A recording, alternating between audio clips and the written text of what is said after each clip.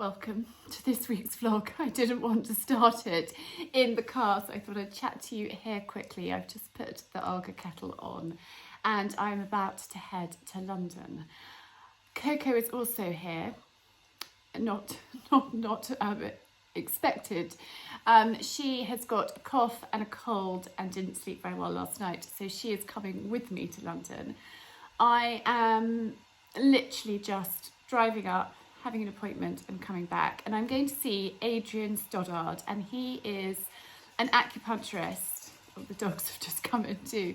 He's the most amazing acupuncturist, and I thank him for my children, and I'll tell you more about that later. But I suddenly in the night, a few nights ago, thought if anyone can help me with my hair loss, it is Adrian. I'm taking all the supplements, I'm trying to look after myself really well, but the hair is, I'm trying to make it look its best, but it's really not good. So I thought, do you know what, I'm going to go and see Adrian, I'm going to lie down, I'm going to have some acupuncture, a little bit of me time, and then come home.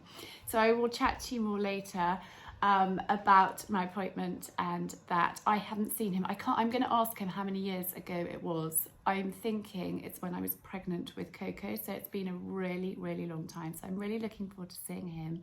I didn't expect to get an appointment so quickly, but I called up, in fact, yesterday, and she said, well, you can come this afternoon. Obviously, I couldn't because, you know, distance and stuff, but she said there's an appointment tomorrow morning at 11:15. Can you come for that? And I said yes, I will be there. So I'm going to bundle Coco up in the car, keep her warm and snuggly, and she can read a book while I've got my appointment, and then we'll drive back.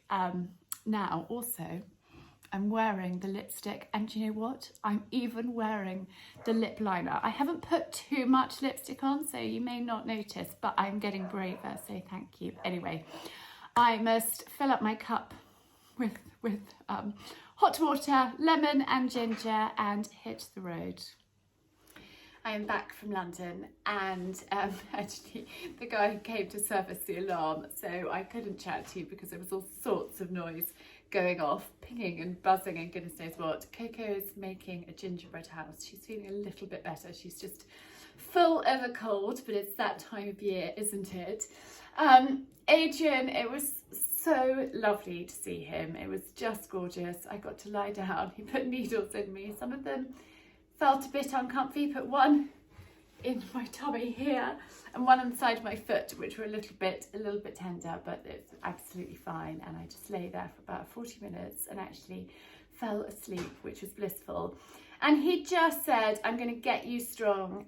They work, I don't know if you know about acupuncture, but they feel your pulse, and that tells them an awful lot about what's going on in the patient's body. So he had a good feel of my pulse. We chatted about all sorts of things and had a good catch up, and I told him how I'd been feeling recently, and he's just doing what he can to kind of boost everything, make me feel strong again. And he said, you know, the brain fog is because you've just been feeling grotty and doing too much and just feeling a bit overwhelmed. So he was really helpful. He did think that my iron level was probably a bit low, so I have bought some Floridix. And he said, eat lots of red meat, which is fine because I love red meat, so that's not a problem. So we stopped in Guildford on the way back to get this, some more Calpol Coco, and I dived into Lakeland and bought my favourite rubber gloves. I don't know, if you've been here for a while, you'll know about these, but if you're new, you won't. So I'm going to tell you quickly about them. And we bought a gingerbread house kit, sort of ready done, that Coco is constructing. She said, Mummy, can I do it? Yes, of course. So these are Lakeland Deluxe Moisturising rubber gloves. And I love these because they last a long time, which is great.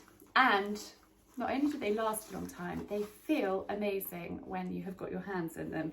So these are my go-to. I have a pair at the kitchen sink, a pair at the laundry room sink, a pair up in the yard, and I absolutely love these gloves. I can highly, highly recommend them.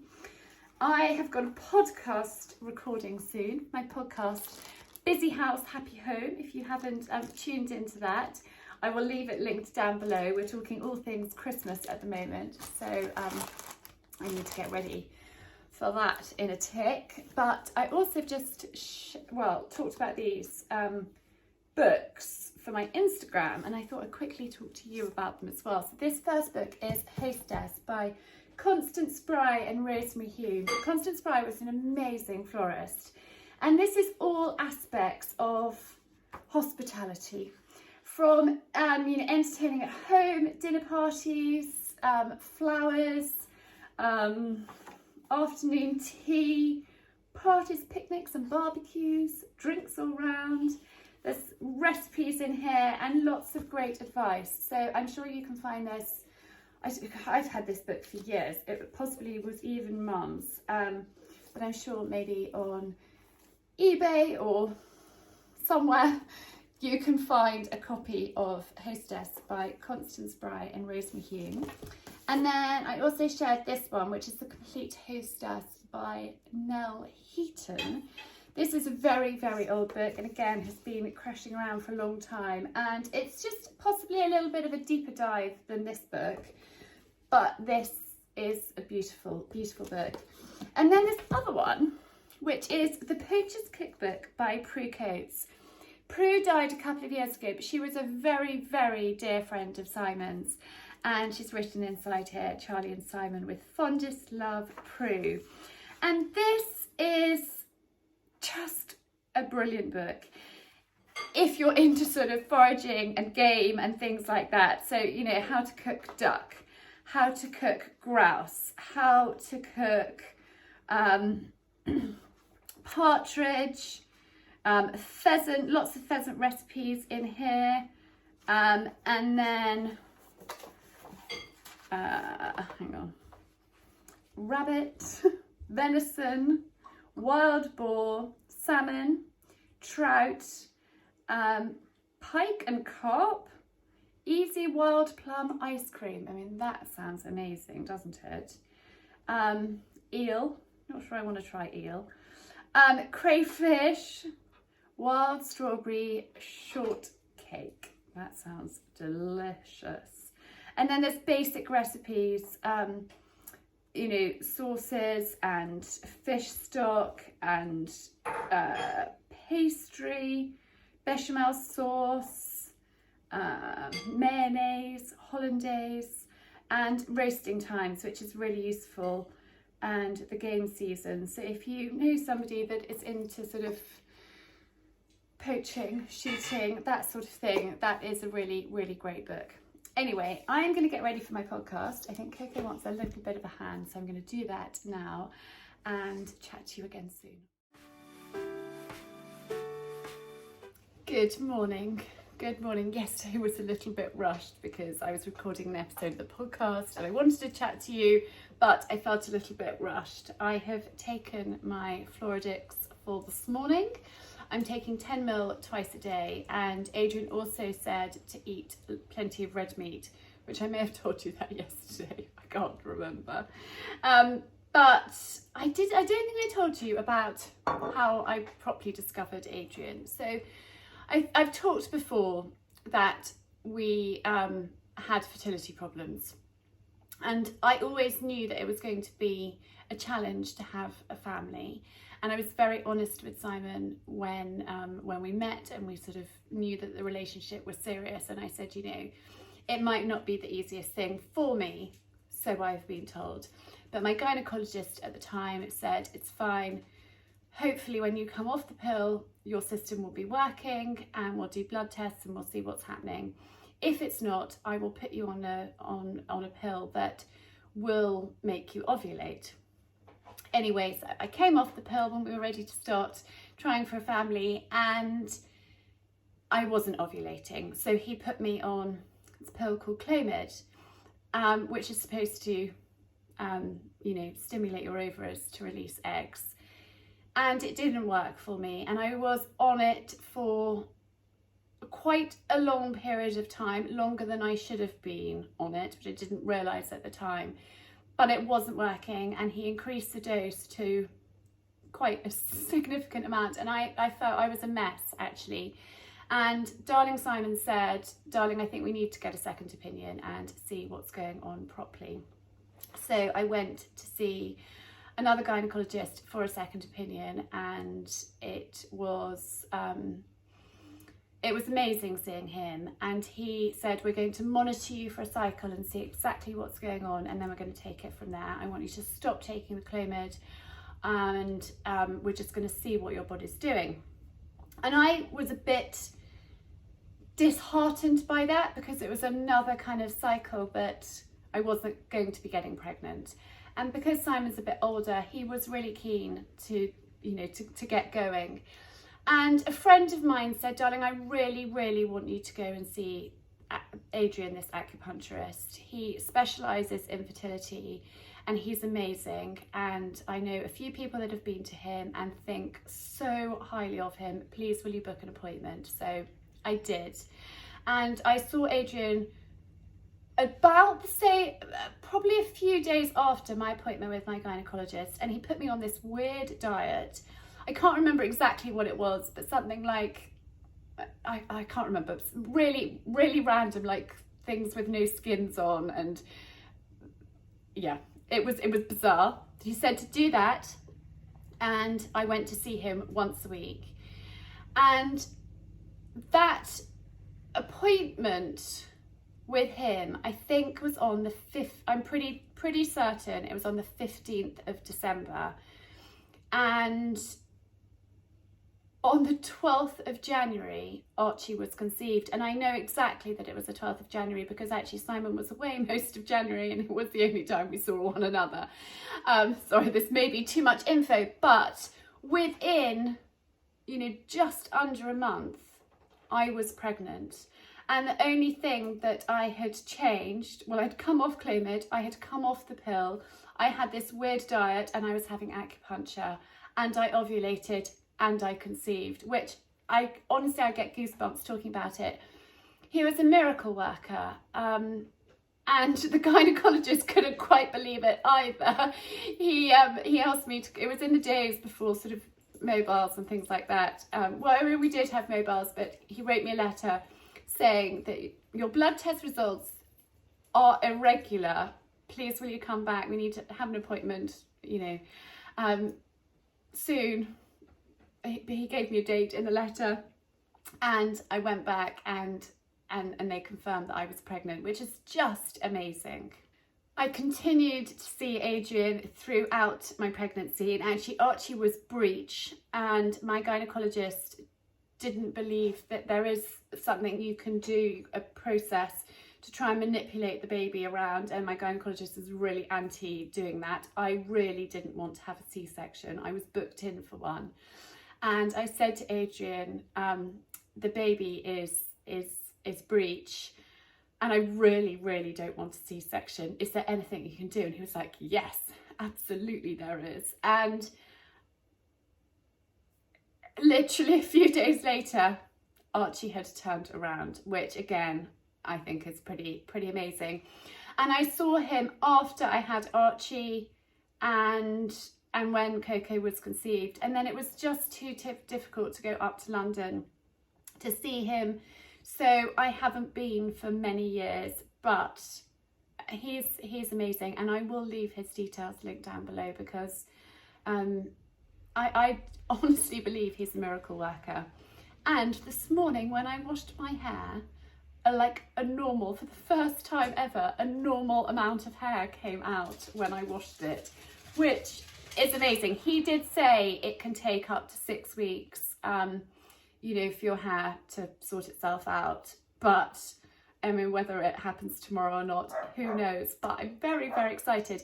He also said that I needed to have a little bit more sleep at night. He said, I'm not going to tell you to try and have an extra hour or 2 hours because that's probably not realistic for your lifestyle and what you're doing. But please do try and go to bed at least half an hour earlier at night, and or stay in bed for longer. So this morning, I didn't get up before 6 o'clock. I did wake up, but I rolled over and I went back to sleep. And this morning I didn't need, I wasn't rushing. So actually I could do the ponies at 8 o'clock rather than at 6 o'clock, which was lovely. So I'm feeling good. And I'm about to start making Christmas cakes My Christmas cake recipe is in my Christmas planner, and I made 2 the day before yesterday, and I'm going to make 2 today. So I have got out some of the ingredients. I need to get the rest out and get baking. No, no. A cold winter night when lights are low, the treetops are covered up in snow, and I always miss you so. I know that it's Christmas time again. The reindeer are rushing side by side, and Santa is going for a ride, but it's you I'm longing for. I feel that it's Christmas time again. Missing all these little things that we used to do. Everything was so much better back then when we I have prepared my flowers and spices in there. I actually am going slightly off-piste.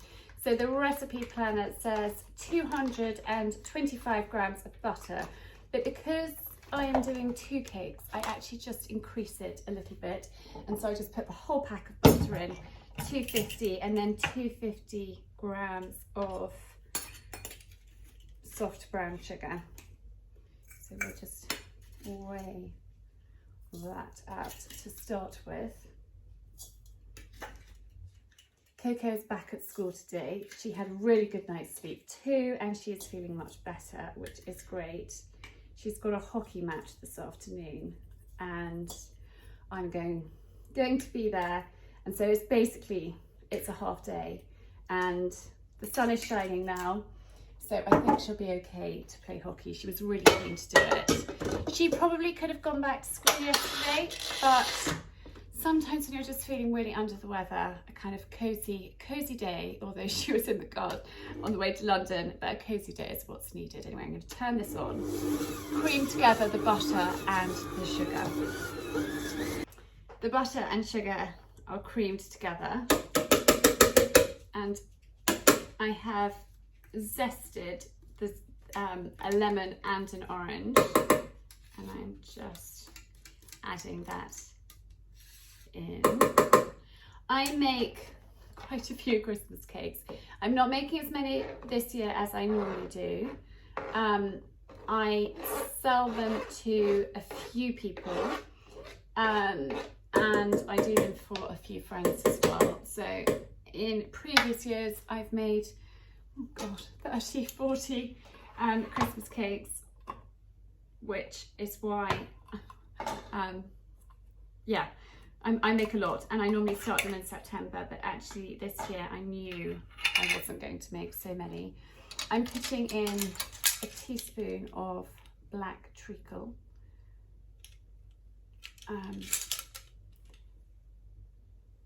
in there now. So I put basically all the wet ingredients in here.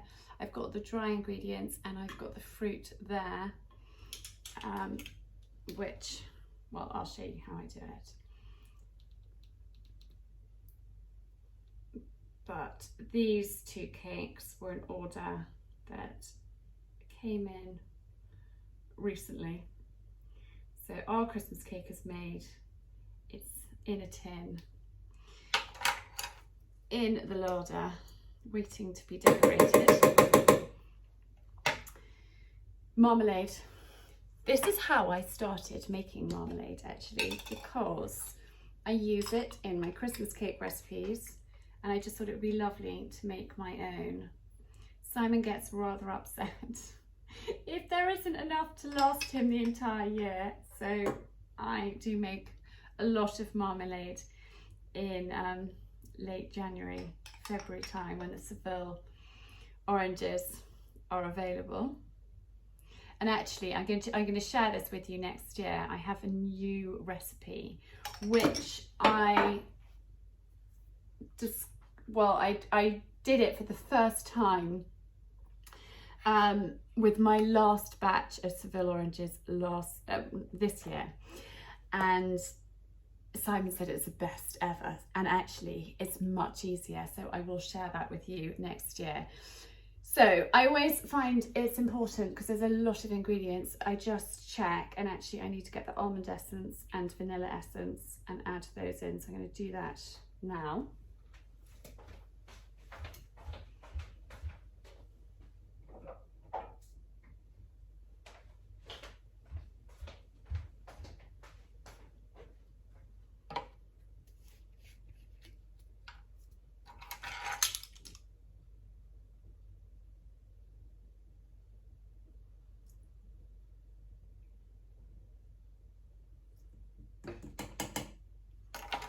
And it's just a few drops of almond essence. I think it's really important, rather than doing it directly into there, just pop it into a measuring spoon, so I don't get carried away and glug too much in. Right, I'm going to give those a quick whiz.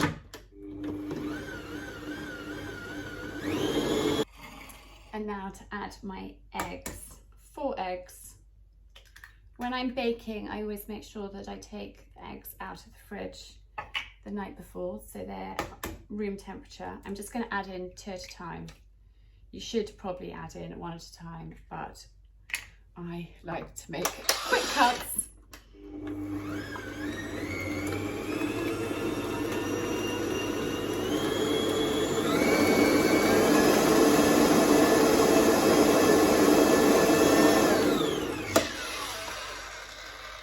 If your mixture curdles a little, you can just add in a little spoonful of your dry ingredients just to stop it curdling.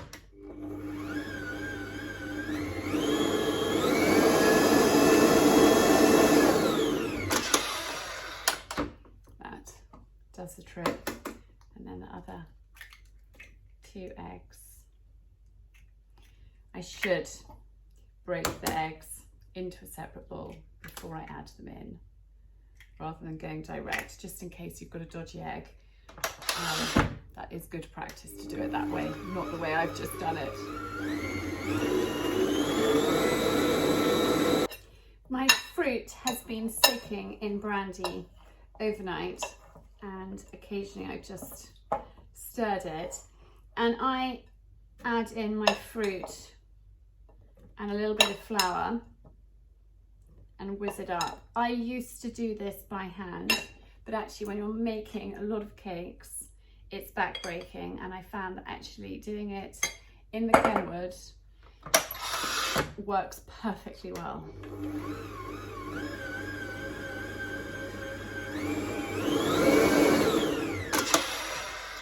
Just a really quick whiz, and then add in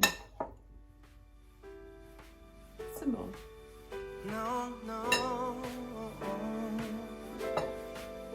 A cold winter night when lights are low, the treetops are covered up in snow, and I always miss you so.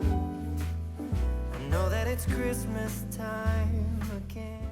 Right, that is done. I popped you on a time lapse because it would have been quite boring. Now, I don't know whether you could see on the time lapse, I don't overbeat it. I just very gently, as soon as it's mixed, I turn it off. So I'm standing there supervising. I have got 2 cake tins out. This is my small one, this is my medium one. These I've had from Lakeland for so many years. They are discontinued, which I am very upset about. However, you can get something similar on Amazon, which I will link down below. And remember, I've got my Amazon storefront as well, with lots of my favourites linked in there.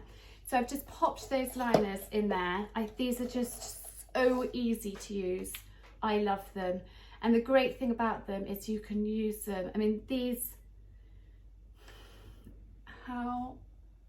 they have to be 15 years old at least, and they're still going strong. So yeah, buy once and they last you, well, I mean, hopefully those will last me forever. and they have cooked so many cakes over the years. I love having old favourites. Right, let's take that out.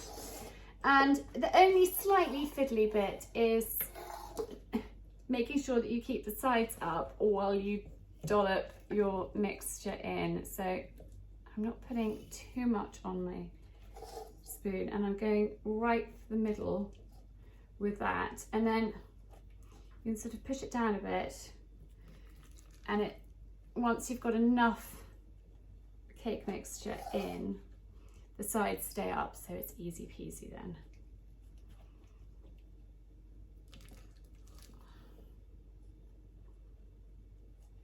The smell is amazing. Just love Christmas cake.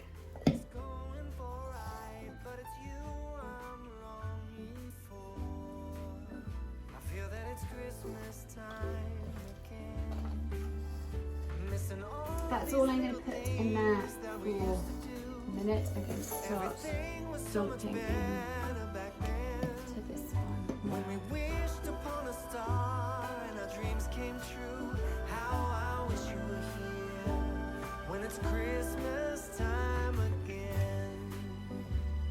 It's Christmas time.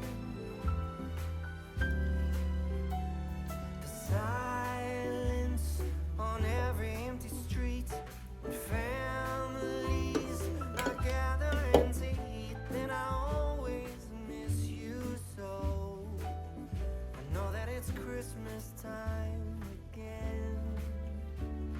Alone here, right by the fireplace, I dream of. Right, I have divided the cake mixture between the two tins. Now, the recipe in here is for one large cake. So I've got a bigger cake tin than this one, and I don't increase the measurements. So if you're just making one large cake, stick with this. I have increased the fruit quantities as well slightly to make two at once, but you guys know me. If I'm going to the effort to make one, actually, when you can make two and just increase everything a little bit, why not? So yeah, that is what I have done here, and I have an order for one medium cake and one small cake, so this is a way I discovered to do them at the same time. So just spread that out. It's important when you're doing your cakes that you really, I don't push, I'm not using pressure, but you want to get it right into the sides and make sure that there are no big holes in your mixture. So I'm just gently pushing it out to the sides and just flattening at the same time, but with very little pressure.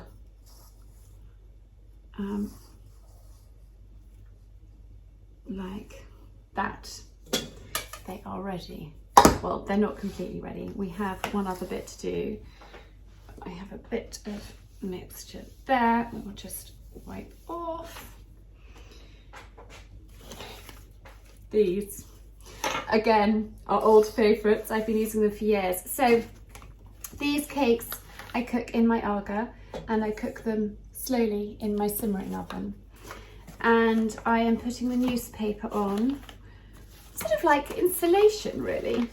And I just reuse these bits because they're the perfect size and they go round nicely. And I'm also reusing my bits of string to tie them up. And I love doing this. I don't know what it is, something just really getting in the festive spirit. So I just wrap that round and then pull it quite taut and tie it in a bow. And I love, well, you know me, I like to reuse things. So I'm reusing my string. This string has been going for many a year too. And just do the same with that. And I find actually, because I'm reusing, it's just so much easier. It's a bit fiddly the first time you do it because the newspaper doesn't want to bend in the right way. You could use, no, hang on, that's gone underneath. Hang on. I need to concentrate rather than chat to you. You could use brown paper or newspaper, whatever you have to hand. There we go. Got it all lifted off. And tie that up. I used to find I needed a child to help hold things, and actually I don't anymore because it's all bending in the right direction. So these now go in my simmering oven for, well, it's sort of slightly however long it takes. My recipe says 4 to 5 hours in an electric fan oven, and 5 to 12 hours in the simmering oven of the Aga. These will probably take,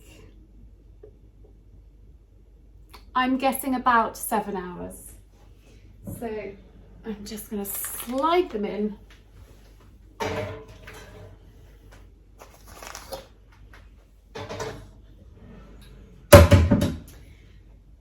You can do them overnight in the Aga. However, I think you need to go to bed quite late and get up early from past experience. So they just catch a little bit too much, and I think it's better to cook them during the day. Obviously, you've got to plan ahead because you've got to soak your fruit in advance, and you have got to then have time to make them and make sure that you're around to supervise the Aga. These are the two that I made the other day, and I just thought I would show you what they look like. They have been wrapped up. I've just unwrapped them to share them with you. But that is what you're looking for, because by the time those are cooked, it will be dark and I won't be able to share them with you. But you know, they're quite solid and just delicious. So those are going to be wrapped up carefully. And then I'm going to crack on. What am I doing? I am dusting the landing. I saw the cobwebs. There's a couple of lights out actually, which I've just changed. I've got the ladder up there. I've got a few things out of the loft, and so I'm going to finish a bit of dusting before Coco's match.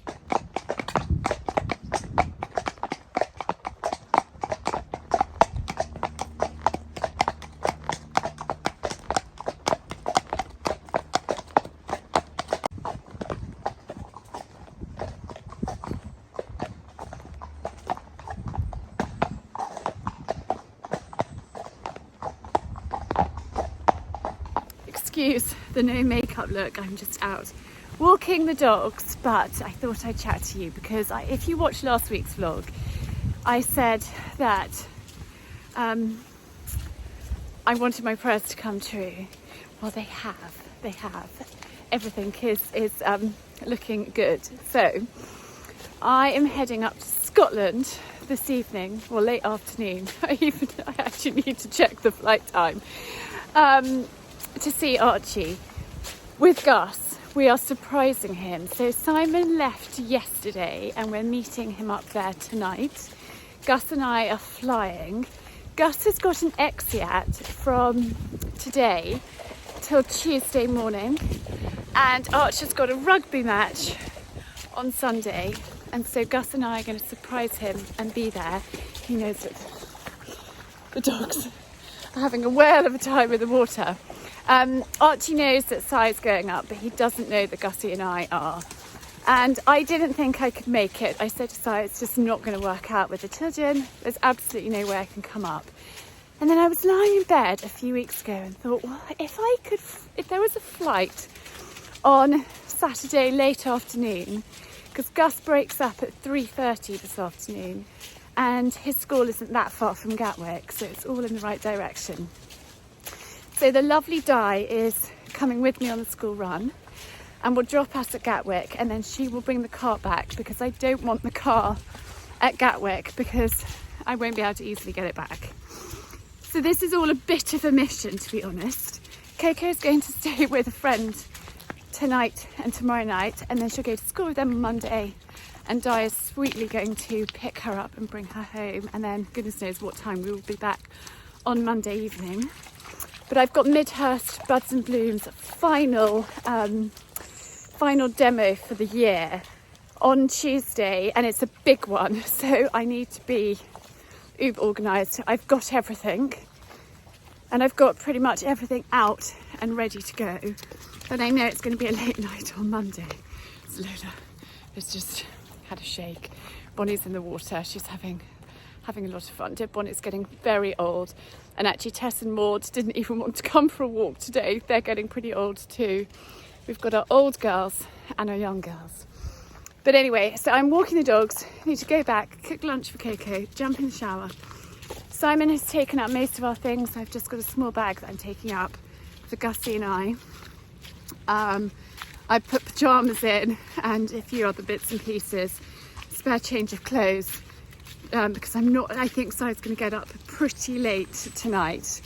So we're getting a taxi from the airport to the hotel that we're staying in, and then cannot wait to surprise Archie tomorrow. It's very exciting. Coco and I had a lovely ride this morning. I got up super early, lots of orders that I needed to pack up. I'm so grateful for all of your orders. It's so kind supporting me, because your orders and my courses are what keeps Ask Charlie running, and I've never wanted to ask Simon for money, but you guys know that I have a Tish that works for me, and so it keeps us going, which is amazing, and I'm super grateful. So those have all been posted. Lots of postal strikes at the moment, which is a bit of a pain. Anyway, yeah, so Coco and I had a lovely hack, which was gorgeous, and she's all set. She's requested pasta, peas and bacon for lunch, so I'm going to whip that up super quickly when I get back with the dogs, and then get ready. There are lots of things that may have gone wrong, Archie's toe being one of them. So he was technically, hang on, I'm going to have to swap hands. He's technically supposed to be off games, well, until sort of now. They said 3 to 4 weeks, and we're on 3 weeks, but he thinks that he's fine to play, so he is. But if he wasn't going to be playing, then Gus and I wouldn't have gone up, because it is quite a mission, to be honest. But anyway, my this arm's aching from chatting to you. Right, I'm going to stop prattling, get marching with these dogs, and chat to you again a bit later. I'm dressed and ready. I am cutting it quite fine. Di is here with Charlie, her gorgeous son. I wanted to show you Coco's gingerbread house. Just look at that. She's put so much care into it. Coco's got a flute exam soon, on her way to her friend's house. And I made, as I told you, pasta, peas and bacon for lunch, which I'm just heating up to take for Gussie, because I know he'll be very grateful of that. So once it's hot, it almost is, I'm going to put it in here, and we are all set to go. I'm travelling pretty light, one small bag, but that's all we need, because we're meeting Simon up there this evening, but I've already told you that. Anyway, I am going to pop his pasta in here, and we're going to hit. We are at Gatwick, picked Gussie up from school, changed in the car, and we actually are quite early. We've got a couple of hours to kill here, but there was no time to go home, so we thought we'd rather just get here. Coco's flute exam is in a moment. She is under control, calm.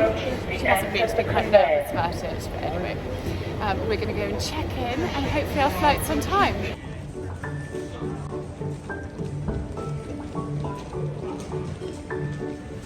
Smile.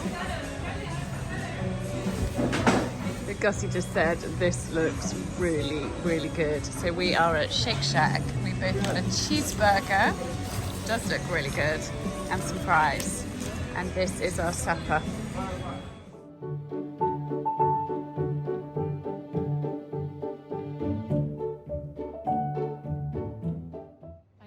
Joe Malone and Bobby Brown, killing a little bit of time. I've left Gussie minding the bags over there, but I've just bought myself a new perfume. It's called Wood Sage and Sea Salt.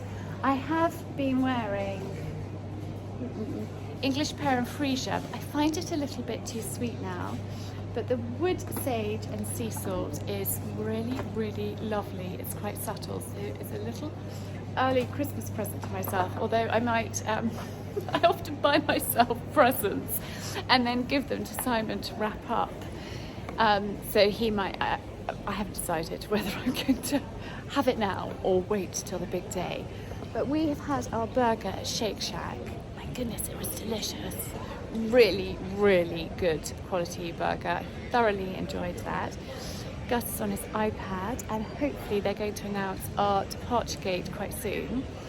Simon has left later than he had anticipated. He was held up, so he might not make it to where we're staying tonight, which is fine. I just went and bought face wash. I did actually pack our toothbrushes and toothpaste and pyjamas and things, but I hadn't got my full toiletry bag, so I've just got some essentials in case he doesn't make it up tonight. And I've said, actually darling, I would much rather you stop and get a good night's sleep somewhere than driving when you're really tired. So we will see whether he comes up tonight. If not, he said he'll be there for breakfast, which is totally fine.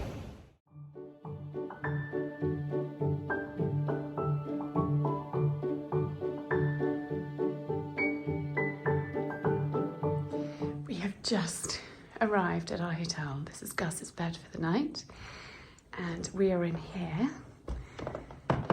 We had a slightly bumpy landing. It's very, very, very windy. It's blowing a complete hoolie, but a beautiful, beautiful room. And our bathroom is in here. Oh, let me find the lights. And they're just bringing me up a gin and tonic because I feel like I need it. I'm looking forward to getting in there. I'm hoping Simon's going to be here in a few hours. Ooh, and L'Occitane products.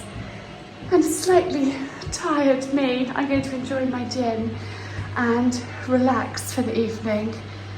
It's 10 to 9, so it's not that late, but I did get up pretty early this morning. Anyhow, I'm very, very excited about seeing the eldest tomorrow and surprising him. He's got no idea we're here. And watching his match and spending a little bit of time with him. There's a concert at school tomorrow evening, so I'm really thrilled that we can be here for that. It really is a flying visit, leaving early Monday morning to drive back. So we're back for Gus to go to school on Tuesday and to see Coco. Anyhow, I'm going to say goodnight, enjoy my gin and tonic, and see you tomorrow. I thought I'd just show you around the hotel a little bit this morning. So this is the Culloden Hotel outside Inverness. It's actually quite close to the airport, which is very, very convenient. This gorgeous room they have afternoon tea in, and then through here is the dining room. I remember being here, and I'm going to put a photo on the screen if I can. When the children were tiny, we used to pop in here. Simon would drive up and down. Because we used to holiday up in the Highlands every summer. Well, September, we'd come up for a week and we'd stop here for something to eat before going to the airport, and me flying back with the children. It's just beautiful, beautiful. I don't know, I might have to take you upstairs to show you the view. It's just beautiful. I've got a few minutes, so I thought I'd talk to you a little bit about hair loss. I know we've talked quite a lot about hair loss over the last few weeks. However, I found it so helpful. I've had lots of messages and comments and DMs through Instagram with me talking about it. And I'm learning lots, and I wish I'd knew more earlier. Now, COVID can cause significant hair loss. We now know that. And I wish I'd known that when I started losing my hair, and I would have known what the cause was at the time, because I didn't. I put it down to perimenopause, menopause, that sort of thing, because all the symptoms were indicating that was what I had. And then obviously going to see the gynae, the GP, blood tests, all of that, I've now got to the bottom of what was going on. So I had COVID in July and it hit me really hard, and about 3 months later my hair started falling out, and it does often in the autumn fall out anyway, but more was coming out than normal, and it was going on and on and on and on and on. Our hair is in a 6-week cycle, so it's likely to be worse for like 6 weeks and then start to be an improvement. That is what the acupuncturist told me. Now, Trini Woodall had COVID back in sort of New Year of 2020 and 2021. And she noticed that her hair started falling out really badly in April. And she filmed a video, which is on Instagram, on April the 18th, talking about her hair loss and what she had discovered was going on. Now, there are lots of vitamins, there are lots of supplements out there. Victoria Health do a hair supplement, which I will link down below. But it's really important to have zinc and biotin. And I'm having acupuncture as well. I'm trying to get lots of rest. I have had all my levels checked, and I am a little bit deficient in iron. So I've talked to you earlier that I'm taking Floridix and eating lots of red meat just to boost that at the moment, which will help. So I just thought I would share that little snippet, which is thanks to some of you guys that shared it with me. But Trini talks quite a lot about it back in kind of between April, May and June of 2021. So if you are going through the same thing, you can go and have a look at that. I actually spent a couple of hours last night watching Trini's videos while I was waiting for Si to arrive, and I found it really helpful. And I think knowing that you're not alone is just a great feeling, and knowing that it is, you know, hair loss is a symptom of trauma, stress, and you know, and COVID is a trauma on our immune system, and so that is going to have an impact on our hair. Not for everybody, but for some people. So if you are noticing that you are literally shedding lots of hair, I mean, every time I kind of ran my hands through my hair, nothing has come out today, which is amazing. But every time I washed it, and even if I didn't wash it for, you know, a day or two, the next time I washed it, even more would come out. I haven't, this is a bit gross, but I haven't had to unblock the plug this week from our shower, which is very, very exciting. I was having to do it pretty much on a daily basis. That is how much was coming out. And so it's been quite alarming. And I tell you what, that shampoo that I shared with you, and again, I'll link that down below, has definitely commented at breakfast this morning that he thought my hair was looking better. It's not, but actually that shampoo that I'm using is really good. It kind of bulks it out a little bit, makes it look a bit better. So that's making me feel a little bit better, but it's not really kind of limp and non-existent. Anyhow, we are going to head off in a moment, and I will chat to you later.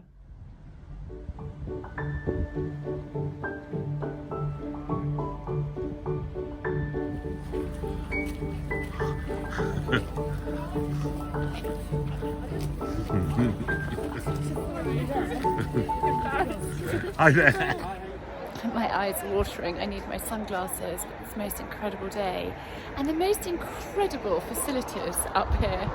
Highland Rugby Club. It was given to them by the council, and they built this amazing facility. It's lovely watching Archie's team. They're just warming up. I haven't seen him in his school uniform yet. I still haven't seen him in his school uniform. He's in his sports kit. But it's so lovely to be here, and he was well and truly surprised by Gussie and I's appearance. He knew about Simon, obviously, but he had no idea that we were going to be here. And I think I managed to keep it a pretty good secret.